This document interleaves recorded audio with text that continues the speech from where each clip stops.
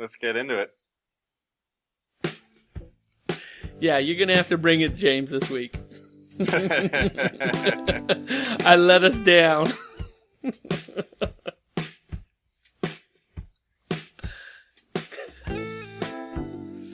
Yeah, it was rough. It was a good show. I enjoyed doing it, but I giggled through most of it. Solo is tough. Hi, and welcome to Seattle's #1 comic book podcast, the podcast that is dedicated to the first issue of your next favorite comic. I'm Larry. And I'm James. Happy that you're back, James.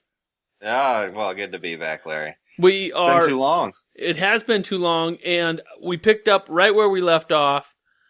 Episode 77. All right. So, good number. So if you it's were with by both 7 and 11. Yeah. So if you were with us last week, thank you very much for that. And I wasn't there. And thank you for coming back this week. James is going to do some heavy lifting with me this week when we do. I'll try my best. We're going to do Orc Stain #1 from James Stokoe and published by Image Comics in 2009. Nice. Let's do it. Oh wait. Let's not do it quite yet, Larry. We got some recent decent to get into. Well, it's the first Thursday. Oh, it's the first Thursday of the month, I mean. It's time for an art walk. We're going to go for a little walk. All right. Sweet. I forgot about that. It is the first Thursday of the month. I am excited about this art walk because I have alluded to this artist before. I say that word a lot. I have alluded to this and I have alluded to that, but I have talked about this artist before in a recent. I like allusions and illusions. Yes, I talked about Eduardo Rizzo before. Oh yeah. When Makes me think of that Adams when in Billy Madison when he's writing the Z's in cursive. I don't remember Billy Madison where he writes the well. I don't know why, but that's what I thought last time you said that guy's name, and I'm like, oh yeah, it's that guy. But he spells his name Risso. Oh, no Z's. Well, then that doesn't work at all. But Eduardo Rizzo is an Argentine, an artist from Argentina. Just like my Uncle Osvaldo. Is that right? And he always says there you can get in Argentina you can get a ribeye that you cut with a fork. They don't even use knives over there. Oh my God, I want to go. Well, Eduardo is this amazing artist. He has a style of his own. I guess I should I should have looked at the images, but he is best known for a Vertigo book called 100 Bullets that he co-created. That's a good title. Well, the book itself was really cool, and I think it won 100 issues. That can't be right though. That'd be sweet. But 1 bullet per issue. Yeah, so I can't remember all the premise of the book. I read the first 5 issues of it, and it's really good. Is it a Western? No, it's a modern crime book where some sort of like CIA guy gives you 1 bullet to shoot whoever you want, no strings attached. Oh, that's a great plot. Yeah, great premise, right? Premise, that's the word I was looking for. And but when you see Eduardo's work, and is he like impressionist, or is he more like straight lines, or he is colorful, or well, the colors are outrageous, but the line, and it's all done in I wouldn't say it's flat at all, but it's all done in this sort of like very dark and very bright. Shadow. And remember I talked about like on the same page, dark and bright, or like alternating? No, dark and bright all on the same page. Shadows. Oh, that's interesting. Freaking long shadows that go the whole page. Like shadow out of shadow. And then how can I describe it? It's just so like these sort of like big-eyed characters with Oh, like Are they like realistic or more cartoony? they are more cartoony, and I don't want to say Okay. they're more cartoony in a sense that like God, we're gonna put some pictures up on the up on our website sn1cbp.com, but he does this sort of like very loose line, but at the same time very purposeful, and he looks so good.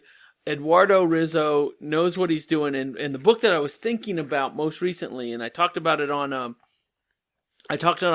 Recent and Decent several months back. It was Moonshine, where it was I didn't read that one. It was a 1930s bootlegger goes down south to pick up some really good hooch, and he runs into vampires and werewolves. Very crimey. Oh, okay. Very, very good stuff. But this 100 bullets, if crime and just, you're gonna choose one, go for 100 bullets. Oh, when he draws a Batman, he and Eduardo teamed up on some Batman books. When he draws a Batman, it is awesome. It is so good. And yeah, so Eduardo Rizzo, I wish I could give it a little more justice, but like that's not for me. I'll look him up. Rizzo with an S. Rizzo with 2 S's. So let's jump into Orc Stain, because we're talking some art tonight, right, James?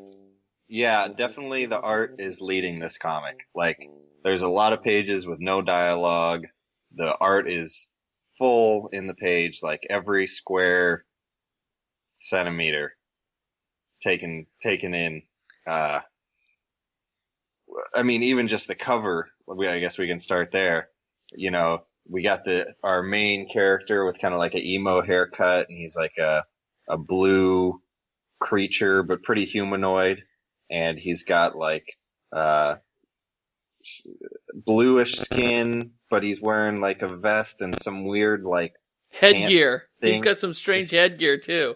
He's got a lot of, and he's wearing, like, you can't tell really what the materials of the things he has on are made of, but they seem kind of organic. They're not like futuristic, like robotic. Like, this is this is a very carnal world. Like, he's sitting on, like, it looks like some kind of dinosaur, like dead dinosaur. Yeah, what is he sitting on? So he's sitting on Looks like he made it into a chair. A dead, maybe multiple dead dinosaurs, and then each of those dinosaurs had like something growing out of it. Yeah. Everything. And there's like all these fumes coming around. It's a really good cover. There's like some weird monsters, but you know who the main character is for sure. Everything is organic. Everything is everything's alive. Like, yeah, but it's all in this like purple, yellow, orange scale. Exactly. It gives it kind of a almost like creepy, but not like too. It's not really gory. And almost a little like I think that like when we look at his art, that his anatomy is even off a little bit, but it still works. Yeah, because I mean, our characters aren't human; they're orcs, I suppose. But it's definitely like they have like a chimpanzee or like monkey noses, you know, where it's like flat with two holes in the front. And so it's just a little things. But the costume and definitely the setting and all the coloring, you're not confusing these for humans. Right. And so to stay with the art, like no detail is overlooked. Like he draws every bead on, like, so the character looks like on the front cover, he looks like he has just been smoking the hookah, and you can see that like the That like the fumes are coming off of this. Maybe that's what he's sitting on, like a giant maybe hookah he's pipe. sitting on a giant hookah. That's once you said that, I'm like, is that Well, what you it can is? kind of see like the hookah, like that, like the fumes coming around. Well, you can also see like hanging off his toe there, like the thing that you would be like puffing on. Oh yeah, the cup, and then he has like some tool in his hand that looks like a hammer. He's scratching his foot with. Yeah, he's scratching his foot with a hammer. He is a cool dude. But then when you see, and then this is what I really... And then when you put, like, the early stuff with the landscapes, it's like... Oh, when we get into the landscape... I can't even, like, I have to, like, zoom in so far just to even, like, get to a point where I can see lines.